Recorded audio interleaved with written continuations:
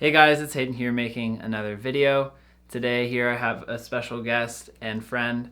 It's an odd little story, so I don't know how you want to go about that narration, but it's been an interesting journey. Yeah, it has been. Yeah, for sure. So she found my YouTube channel on her own, and we actually met in person, and so we've been friends since then.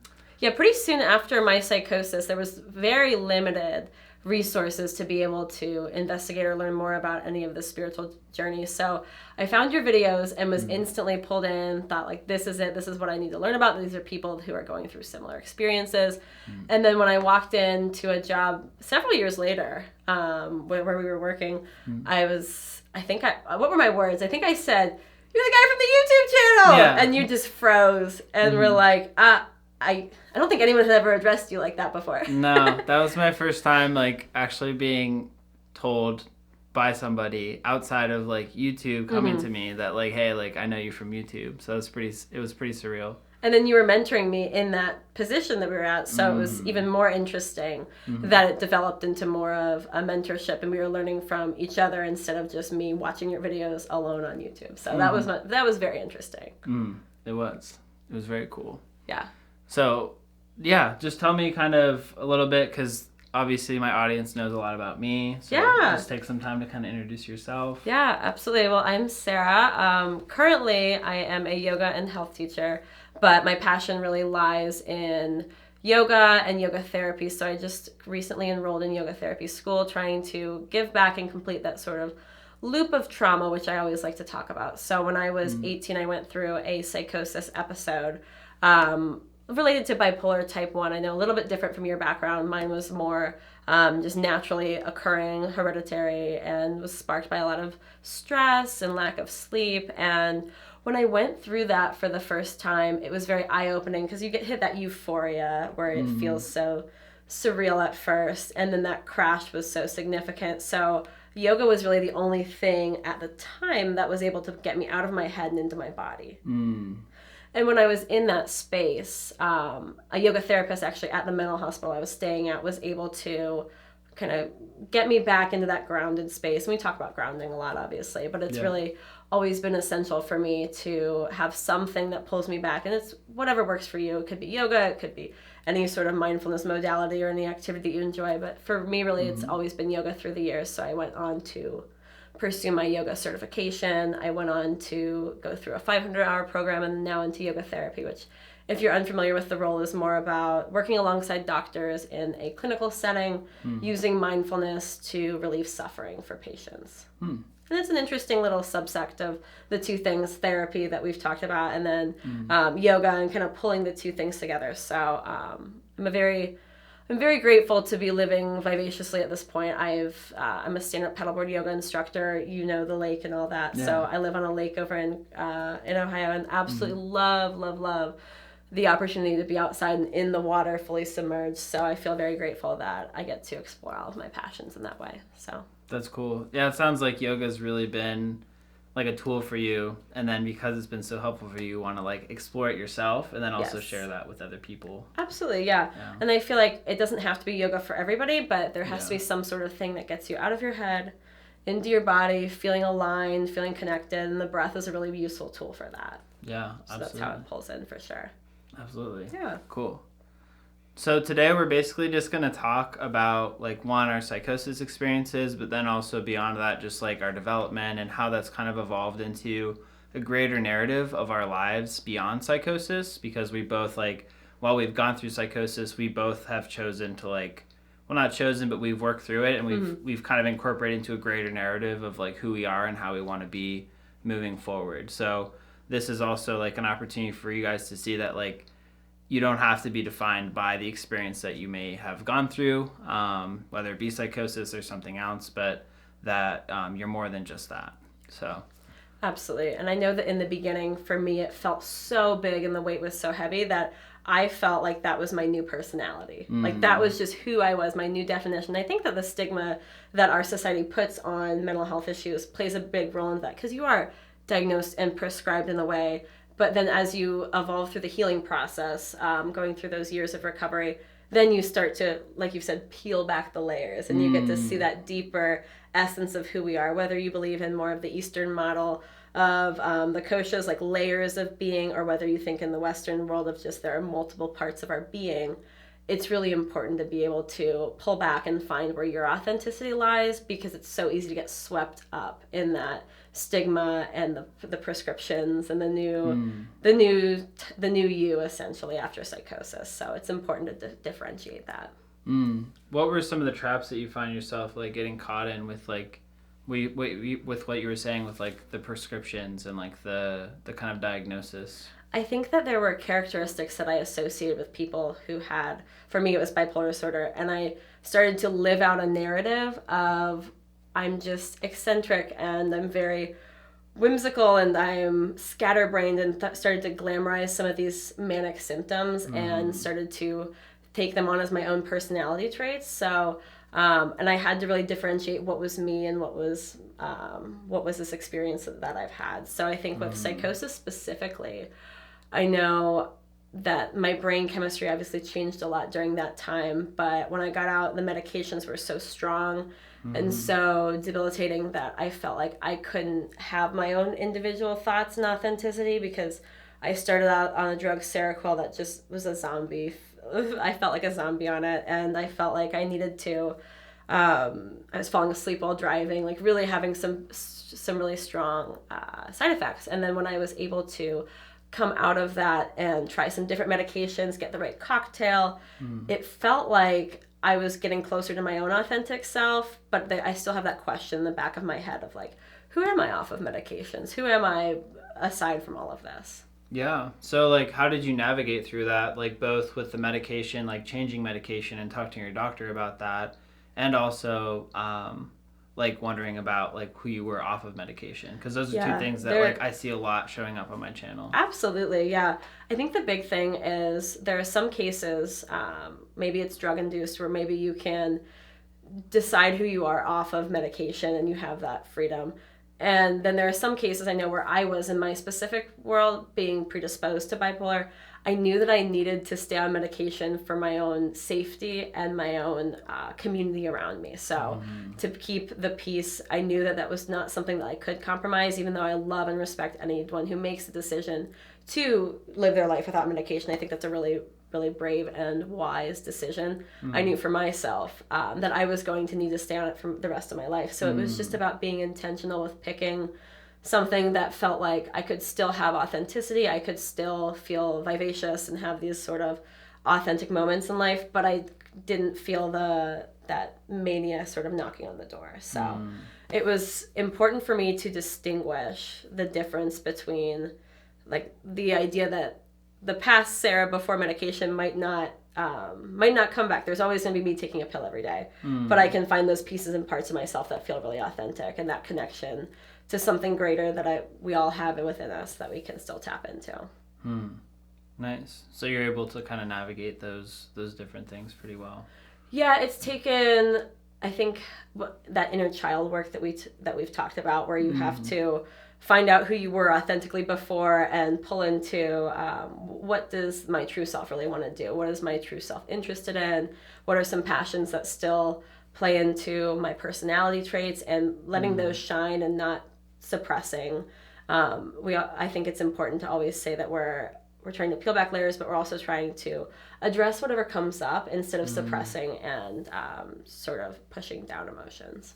Yeah, definitely. And that's something that I've like noticed in my journey too, with being able to identify like, hey, like, what's me? Like, how can I like come back to me? And I'm lucky because like I had parents who were very like accepting and like understanding throughout the whole process. They try not to like ascribe labels.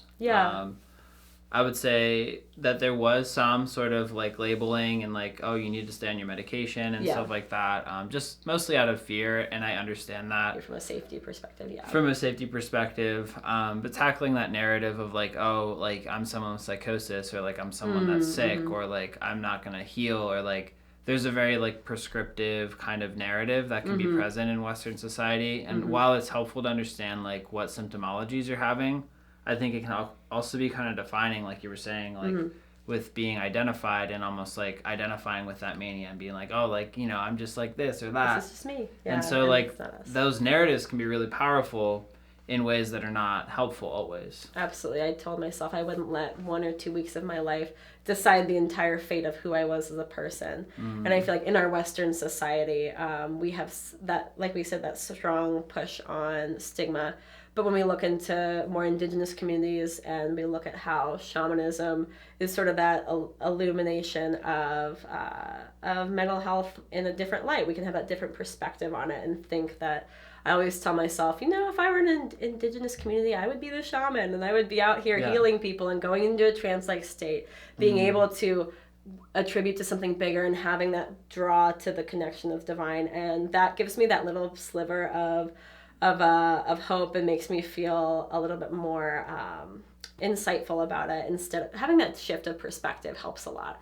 I know that if you completely feed into everything that you're told in mental facilities, with therapists, with doctors, it's not going to inevitably give you the result that you want, because we don't want to think of ourselves as broken beings. Nobody wants to think of yourself, and we're not people who are broken. We just are going through a different experience, right? And we're on a different level, so it's important to make that distinction. Absolutely.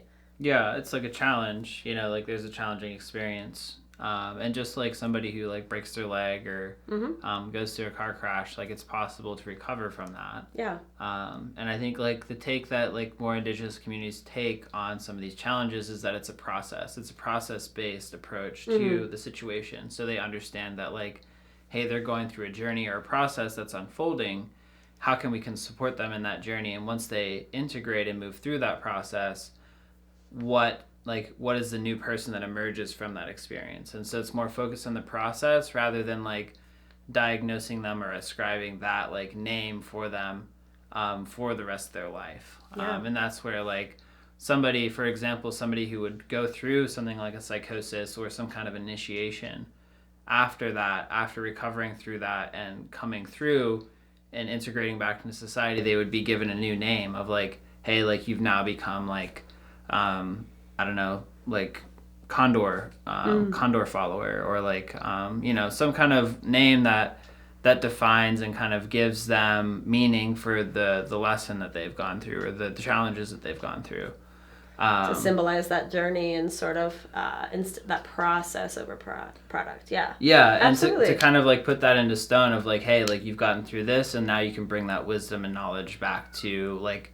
within yourself, but also like to the people and like the space in which you're engaging with. It's very cyclical, and I think there's a beauty to that loop of trauma where you get to a point where you've healed yourself, you've gone through the big change that you needed to go through, you've figured out what you need to know, and then you start to heal others. And without that last piece of the puzzle, I don't think that we fully recover. I don't think that that we're able to heal ourselves until we can heal others and help them through that journey as well. Yeah, I would say that like most people who do end up in healing work are, I mean, my mentor has always told me that like when you're helping other people, you're also a part of that dynamic. Yeah. And so like the people who come to you are parts and pieces of yourself that they are bringing to you, that they're actually healing you.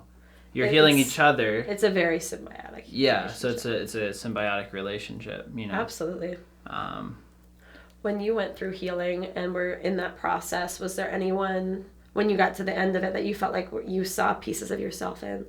Like when you finished healing and, well, not finished, but you know what I mean? Yeah, because it's always a process. It's always a process, absolutely. The whole life, whether psychosis or not. Yeah, absolutely. But was there did you ever have a moment where you saw, like, I know why this person's come to me. This is a piece of myself in them. Yes, all the time. Yeah. Like literally like every time a client comes to me. I was going to say, yeah, like, I figured it'd be frequent. Yeah, I don't know, like sometimes I don't know what it is in the moment because I'm stuck in that challenge. But then like once I'm able to get through that challenge or that like cycle runs its course, then it makes sense. Yeah. When the fog clears and the clouds part and you're like, oh, there it was. Yeah, like now I understand, like we come to a resolution and then maybe that client decides to move on and doesn't work with me anymore, or like or you know, usually like there's some kind of breakthrough and then the work with that client is done. You know, because like we both like had that realization that was necessary for that growth to happen. Yeah. But absolutely. I also find myself like when I'm with like when I'm really busy in my life, I don't get that many clients messaging me. But then when I'm like, okay, I'm like ready to like open my doors and like I could use some, I have the energy to be able to work an exchange. Yes, then like people start messaging me and I'm like, okay, like here we can schedule some sessions and stuff. That's how mine was, especially when I was working with yoga full time, and I would do a lot of one-on-one private lessons with people who were struggling with, maybe it's disordered eating, maybe it was more along the psychosis lines, and I would have, it always felt like people would reach out to me at the perfect time when I was in that space of healing, or when I had more time or space, and when I hosted support groups for people with bipolar disorder or living with that. I felt like they always came to me with the right questions at the right time. It's very interesting how we manifest and release that energy. Yeah, definitely. And I think that like in psychosis, because I just want to like name this, that like there's an ability to get caught in the synchronicities and like the idea of like even talking about the indigenous thing of like, oh, like I'm a shaman and stuff like that. That is a trap that you can get caught into, and like without the appropriate grounding and being able to like work through that and fully like come back to reality, it's not necessarily helpful to like delve into like validating the delusions or validating that like state of consciousness. And so like I just want to be intentional in naming that like if you are in a grounding phase, if you are like really fresh out of psychosis, I would not suggest like trying to be like, oh, like, you know, I'm like this, you know, you are this beautiful, magnificent being, and also like grounding is like the most important when coming back out of psychosis. So being able to like do the dishes, do your laundry, focus on nourishing yourself, focusing on getting enough sleep, self-care, doing exercise, really getting back into your body, focusing on like the physical reality is going to be like the most helpful process. Once that's established, you have a job and all that, then like you can start to work on that with someone who can guide you in that process. And that's a big piece. Yeah, because you're going to need guidance. It's not something you do alone. No. It might be somebody like a therapist. It could be someone else like a yoga instructor. And that's where it really depends on like your style and what works for you. But you have to find someone who can help you through that process of integrating and then slowly incorporating different concepts, different ideas, and then taking control of the narrative again. But at first, the narrative is to ground the narrative in so you can start from a good foundation. And I feel like I should make the distinction when I was talking about the shaman sort of experiences. That was way later in my experience. Development. Absolutely. That was when I had grounded. I had worked through, I did a lot of EMDR therapy, working with bilateral stimulation of the brain, trying to bring up memories to work through some of that suppressed trauma. Yeah. So it was after a lot of work being handheld by a therapist, working in, you know, when you're coming out fresh in those stages, it is really important to, like you said, ground. You're figuring out stability. You're working on that. If you believe in the chakras, you're working on the root chakra. Absolutely. It's all about that grounding and that connection to earth. You're not trying to go up here. Right. Yeah. Because we have the ability to go up. That's not a problem. But absolutely. How do we stay anchored and go up at the same time? Yeah. And that's like much more interesting and much more fruitful. And that's how this is actually going to help you in the long run versus cause you to like lose your grounding again and get lost. Yes. And I think it's also important to make the distinction that it is tempting at first when you're in the newer stages of learning about yourself and psychosis. It's very tempting to chase that euphoria, and it's very tempting to want to play into it because that is the part that feels really good at first, but we always have to think about that grounding and making sure that as you go through the stages and cycles a little bit longer, you understand that we live on the earth, we are beings of the earth, and we are not here to not be on the earth. Yeah, your feet do have to stay on the ground, and that is, and it's not a fun realization. I don't think anyone wants to hear that all the time, but we all know that it can get very scary very quickly, and it's important to keep that safety and security. Absolutely. Yeah. And even the people who do journey, like if you think about a shaman or like yogis and stuff like that, they journey, they come back to the ground. So they know how to like move between those states of consciousness and still stay present in the body. So keeping it anchored. And so it's a practice and a discipline. Yes. It's not a path for everybody, and that's not something that you have to pursue. But if you struggle with psychosis, know that like you have kind of a predisposition to like kind of accessing those states, and so being mindful of like what is your intention.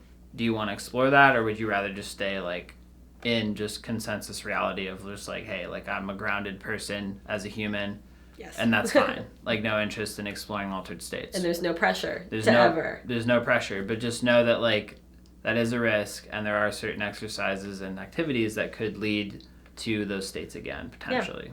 Yeah, absolutely. Yeah. I'm someone who's decided in my lifetime where I am right now, I want to stay grounded. I want to stay rooted. I don't want to explore anything. I've had one manic episode and I never want to have another one again. And I think my dad always says you were really lucky that it was so severe the first time, that it put into your mind that you had to be vigilant about these recovery modalities, and be vigilant about taking medication if that's what works for you, or using your grounding techniques, because I never wanted to go there again. So it was definitely one of those experiences that we know the signs now as people who have been through it. So it's important to know that when you have those signs and signals, that you pay attention to them and don't just ignore and fly past them. Some of the signs for me is always lack of sleep. When my sleeping starts to go away, when stress is incorporated into my life, and when there's any sort of sense of reigniting of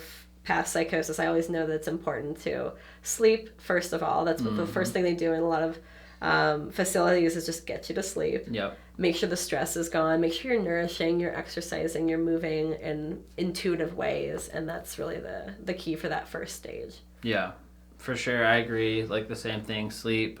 For me, my nutrition. I start to not get hungry, so I get kind of in a manic state where I'm like, I honestly like don't even realize I have to. Sometimes I have to like actually sit down and be like, Hayden, you need to eat. Like, even if it makes me nauseous, I'm like, Hayden, you have to eat because you're not grounded. And so I'll like force myself to eat food, which is grounding, and that will ground me. Like within a couple hours, I will notice that my state of consciousness will go to like a lower frequency that will allow me to stay more grounded, more present. I'm not as like euphoric. I'm more like, okay, my head is clear, like I'm present. And so those are things to notice when those signs are starting to rise up.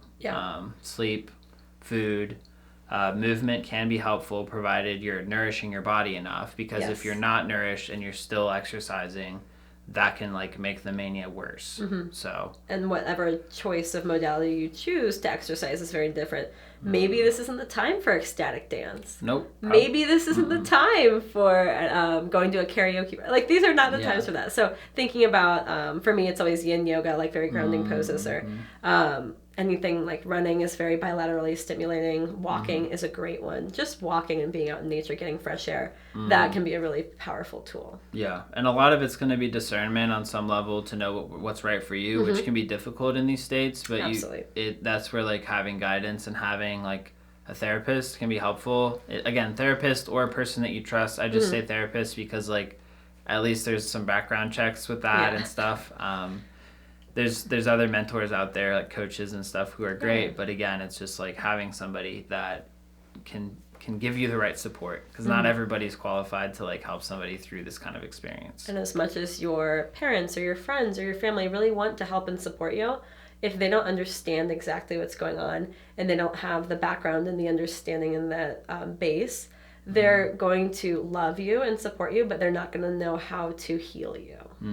And that's a really different approach to.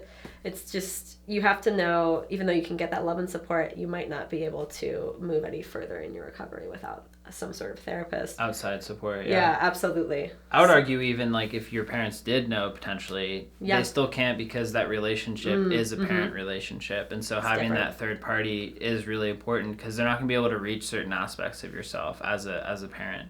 Like I know that like if I ever have kids, like I would not expect them to come to me with all the problems that they have or the things they're struggling with, because like it's not fair. I'm their dad. I can be there to some level, but I understand that there's another person involved at some point that needs to be there for them to have that support, you know?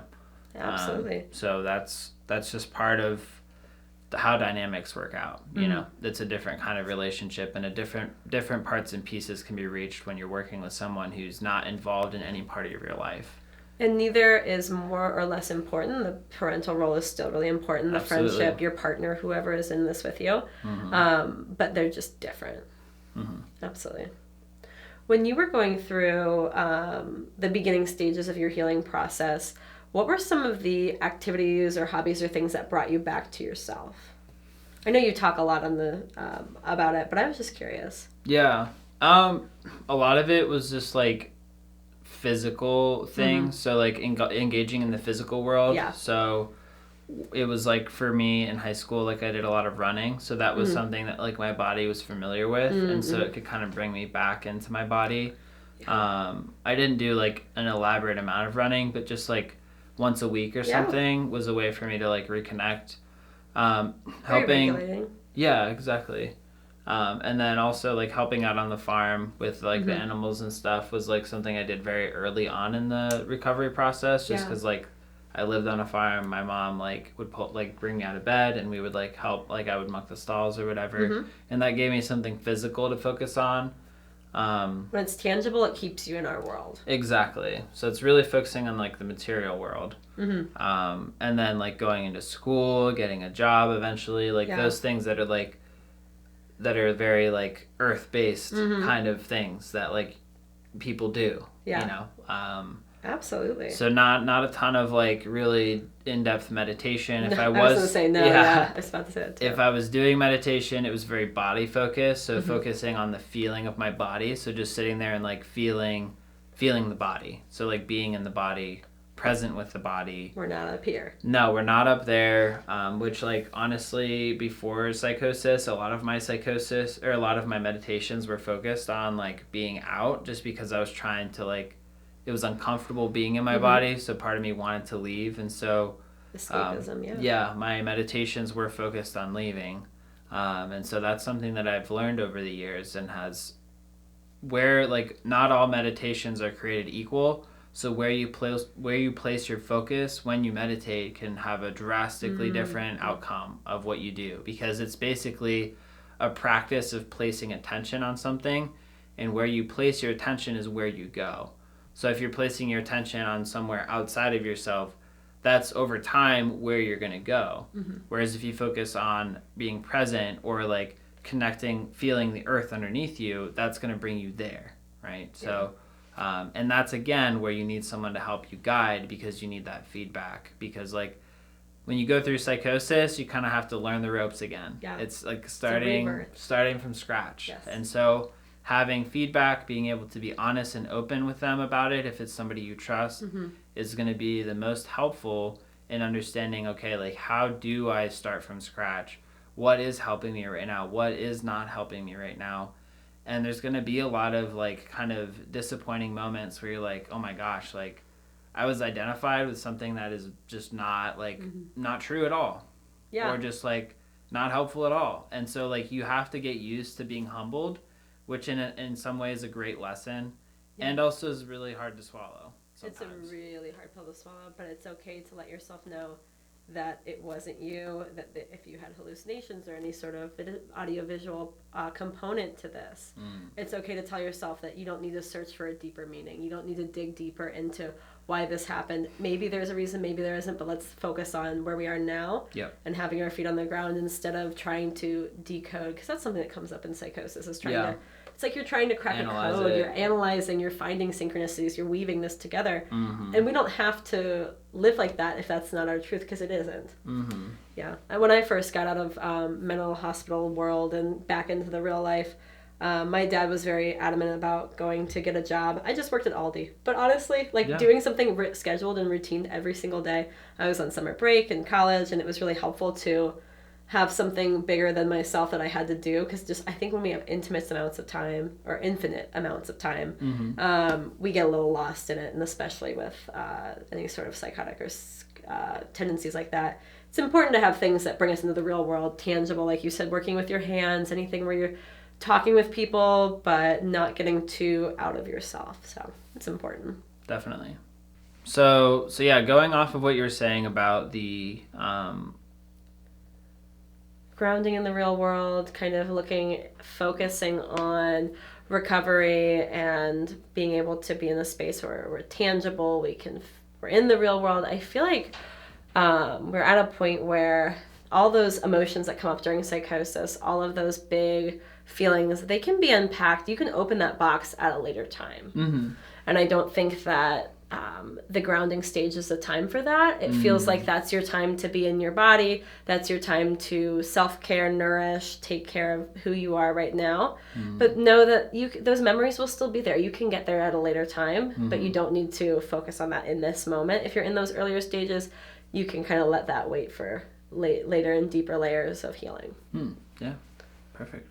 Nice. Yeah. So I'm kind of curious because I know like in my life I've kind of, obviously I talk about psychosis on my channel, but like I'm trying to move it more into like a greater narrative of like who I am as a person. That's not like my identity. That's not something that like, yeah, it was a challenge that I faced, but like, what is your process right now? Or like, what is your growth? And you know, what role does that play in where you are right now? I'm definitely in these later stages of healing. I feel like right now I'm helping others go through a lot of empowerment. So my mission has always been to empower people to feel confident in their bodies, not in an aesthetics way, but just in like a who we are as people and feeling confident and grounded in our bodies. And yoga plays into that. In my yoga therapy training, we've been talking a lot about that right now and just kind of staying present. But in my work recently, I've been working more with youth and trying to help them get into a place where they can feel empowered to feel confident, to feel strong, and not have to worry about that external view and gaze. I feel like as a society, we get so pulled into what we look like from the outside, and that psychosis element comes into it. We're looking about labeling ourselves. We're looking at what other people think we are. But there gets to a point where you have to look at who you are and find your own authenticity, because we can be labeled all day and we can pull that into our own identity, but it's not going to serve us in later healing and into our own lives at any point. Yeah, I love that. And that's like a lot of where I am at right now too. Kind of, I use the word narrative a lot because I'm really understanding like how important the narratives that we tell ourselves, the narratives that society tells, that how big of a role that really plays into how we experience life. Yeah. So even just like paying attention to what things you say to yourself or what things like you think people are saying about you, those are all reflections of like the own inner dialogue that I'm having about myself. And so recently, like at work, I've had some situations that have put a lot of pressure on me in that respect of like my narratives, and like the narrative became so large that it was really stressful and really intimidating. And so I had to really take a step back and be like, because it wasn't getting better, it was getting worse. And I was like, where is the stress coming from? Like, where is the problem coming from? And I realized it was like in where I was placing my focus on, and the narratives I was choosing, in like how I was choosing to view myself and how I was understanding my environment within that narrative. And at some point, there's that base layer of how we talk to ourselves, and it starts there. And the words that we choose to describe ourselves, the words we wrap ourselves with, but then we take it a layer further, and it's like how we see ourselves, and we take a step back. And then we look at how the world sees us, and then we take an even further step back. And if you zoom out that far, it gets more and more difficult to listen to your own internal voice and that narrative that we tell ourselves. If I continue to tell myself I'm a woman who's been through psychosis and I'm someone who has psychotic features and schizophrenic tendencies and all that, it's not going to help me emerge out and blossom into who I need to be. But if I can look at it from that inner voice, it helps to identify what my own needs are. It helps to take some stress off of me, because I think we do put a lot of external stress on ourselves. So I can definitely see things that helped you in that moment when you were going through that. Was there anything big that was able to help kind of pull you out of that? I had to make a conscious choice to be like, hey, like I need to really take a look at what's going on. Because there's such a tendency, I think, to like point fingers and blame others, or blame external circumstances or blame yourself. It's almost visceral. It happens so quickly. It's very quick. And so being able to like find space in that, and a lot of it was a choice and a shift in my perception and a shift in like how I approach a situation or when stress arises, is to like take a step to like, or take a second to take a look at what's going on and evaluate it and just let it sit there. Like, sit with the emotion. Yeah. Just sit with it. Like, don't try to change it. If the emotion comes up, we're not like going down a storyline or a narrative, because that's just going to reinforce that emotion. The emotion is kind of like the fire that creates the boiling, but it's all part of the same dynamic. So if I'm able to like sit on the fire and just understand what's beneath the fire, what like kind of started that fire, without going into like why or how or what, just like sit there and feel the emotion, then clarity starts to come through. Yeah. Then you start like, oh, like that's actually not me. Like that emotion is not me. It's just a response to how I'm seeing the situation. So meditation is one of the big tools that has really been helpful for me in that.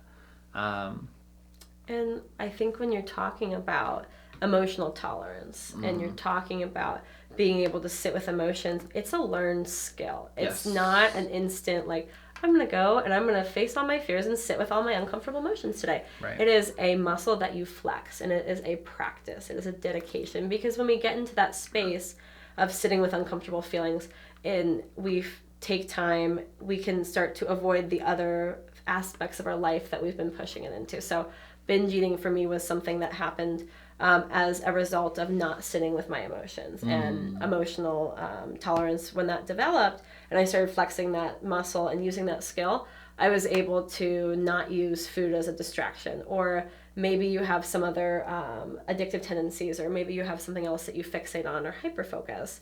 And when we work on diligently using emotional tolerance to be able to sit with those emotions and sit in moments of discomfort, that is when the clarity comes up. That is when we start to see the clouds part and we get into this vision of what the root of the problem is, or just knowing a little bit more about ourselves. So I feel like we all have different modalities to help us get there, whether it's your breath, whether it's meditation, whether it's riding your bike or just getting outside or walking, something like that. Journaling is an amazing skill for that. Making videos. Yeah, talking to people, helping other people heal, absolutely. But when we get down to the root of it, it is sitting with uncomfortable feelings, and we mask in so many different ways. We will... All the ways. Yeah, and everyone does it differently. We project in other ways. It might be projecting to a loved one and being unkind. It might be getting obsessed with something or pleasure, some sort of satisfaction that's very fleeting. So it's important to be able to address the deeper issues and just sit with that discomfort, even though it takes time to learn that skill and it's not intuitive at first. But the spaciousness that it like allows for, and like it's kind of like where we corner ourselves into like one room of the house, if the house is our consciousness or like our mind. Like when we avoid discomfort or avoid emotions that are uncomfortable, we just keep ourselves in one closet or one room of the house. And so when you're able to sit in that and realize that like my house is not on fire, like it's just an emotion that is fleeting, that like will dissipate if I allow it to be there present for a bit and then leave eventually. Energy. Emotions are energy in motion, as we say. Like, right. So when we let them move through us and they don't get stuck or stagnant, we're able to fully process and heal. And then you're like, oh my gosh, I've got a whole house to walk in. Yeah. And I've got a backyard, I've got a front yard. Yes. And you can really decide like how you want to cultivate that house. Like, do you want a small house? Do you want a bigger house? Like, it doesn't matter what your house looks like, but you're in control at that point. Yeah. When the emotions and when the thoughts are not just like, you're not identified with them, and they're not like dragging you around your house or putting you in a closet or locking you in rooms. Like, you're like, oh, okay, like I'm fine. Like I'm okay here. We're not reacting anymore. Yeah, like I can sit in this and I'll be okay. Like I'm not, I don't need to get up and like look at my phone. I don't need to go get up and look at the TV. But that urge, that desire, it's very quick. It's very quick, and the mind is really quick at convincing you, like, you know what, I don't need to do this meditation today. Yeah. It's like, no, like that's a distraction. We're gonna come back. I set my timer for 10 minutes. That's when I'm gonna end my meditation. Yeah. You know, and so that's where like setting a timer is important. I've noticed when I try to do meditation without a timer, I was like, oh, like, you know, like your mind wanders. it's good. Wanders, like that was enough time. So like setting a timer to hold you accountable. It's a container for it. Absolutely. It's a container. If you don't have that container, it doesn't work. No.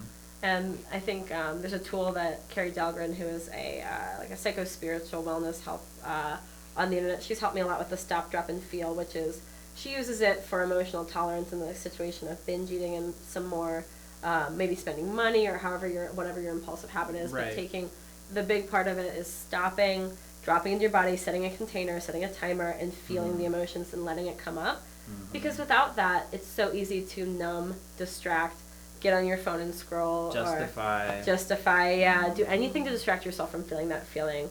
And it's not comfortable, and it does suck. Like, it sucks at first. It's uncomfortable It's uncomfortable. And then you get to that deeper sense of healing, and it is very rewarding. But there's an initial resistance to it, for sure. Absolutely. Yeah. And it's unfortunate because it's not something we're taught. I would say it's something we're encouraged because it encourages spending, which we live in a capitalistic society. Absolutely. So like, and like, I don't like being a conspiracy person, but like, I don't think that if everybody was able to like restrain themselves and like I don't like the word restrain because it has a connotation of like be mindful and present and be able to sit with emotions.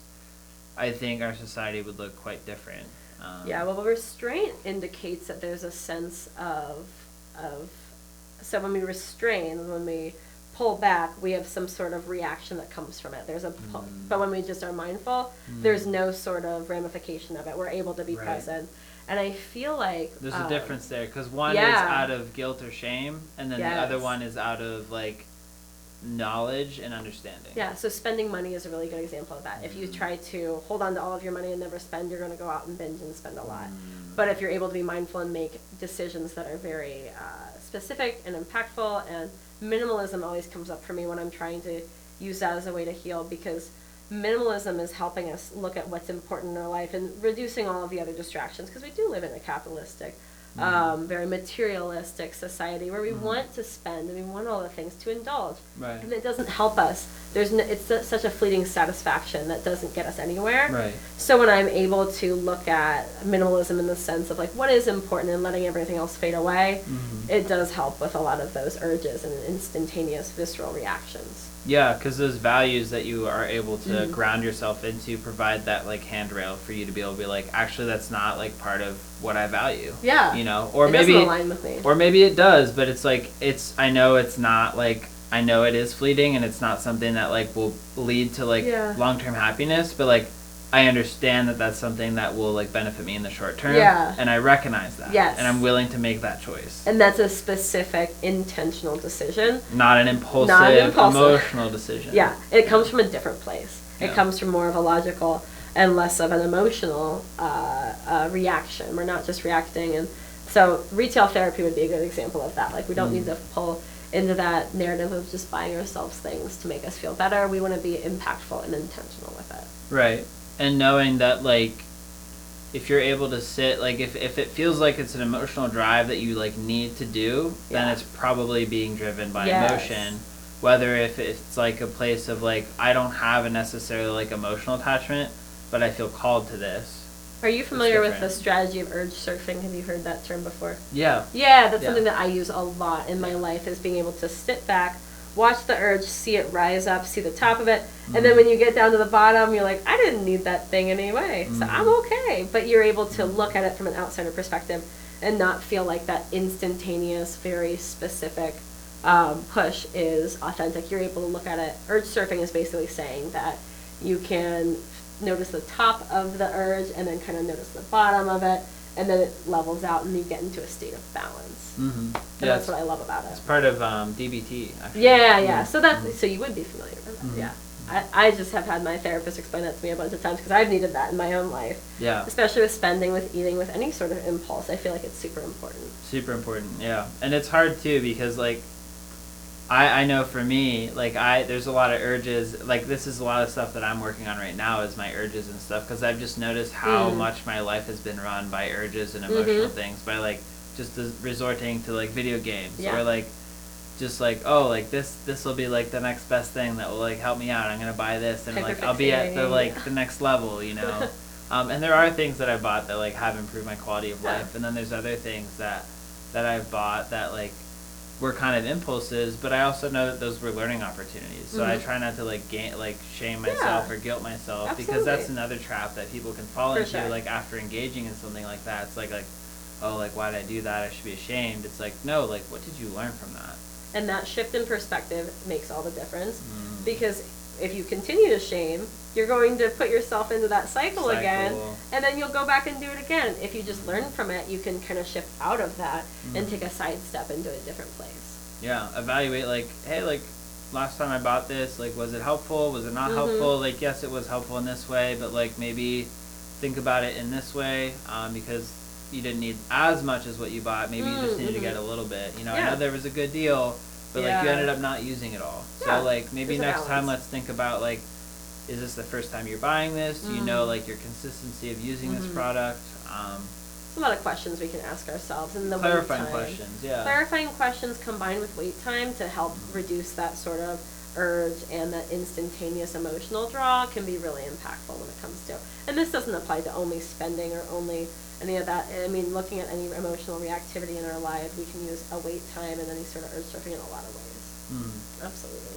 And this like kind of ties into psychosis too, to kind of bring it like a little bit full circle, because like a lot of, for me at least, a lot of the symptoms that I experienced like moving into psychosis were stemmed from an inability to detach myself from identifying with specific things and hyperfixating. So like hyperfixating on spirituality as a way to like cope with stress and distress, and identifying with it, or like getting attached to a narrative, or like specifically following a specific type of feeling that like led me towards like, you know, up and out. The spiral, isn't it? Yeah, for sure. So at some point being able to be like, oh, I'm noticing that I'm feeling like I'm being run by something and that I'm not in control.